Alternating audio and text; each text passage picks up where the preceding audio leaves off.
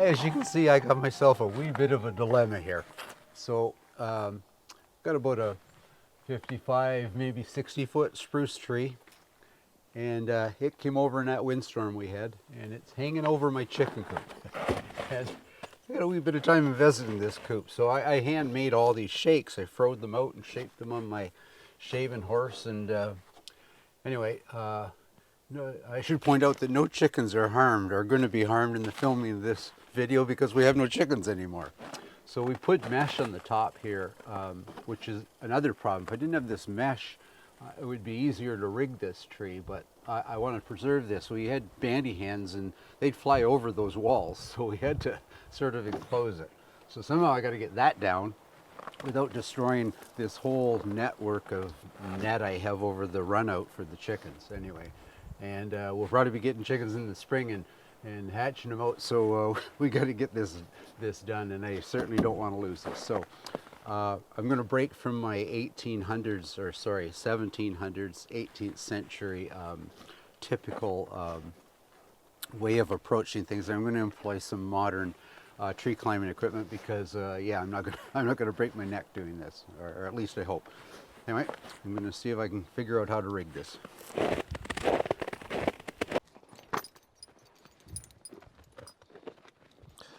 So our chickens sort of had a bad year this year. Between the hawks, the raccoons, and the fox, they pretty much did them all in. So we like to let them free range, but I think next batch we get, we'll have to keep them. They've got a good size run out, and we just like to see them pecking about the yard, but that didn't work out so good, at least for them last year. Anyway, I'm gonna just get up this tree and see if I can, not quite sure how I'm gonna do this. It's been a while.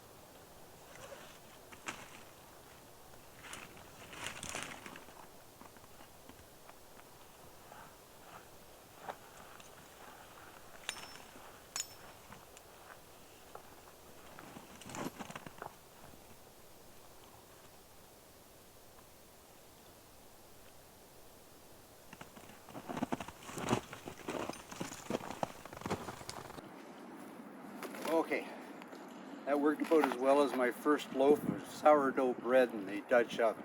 So, kind of suspected that would break. It's punk rotten in the middle. So, anyway, fortunately, it's landed right on the peak of the coop. No damage done so far, but I'm not finished yet. So, I'll see if I can wreck it yet.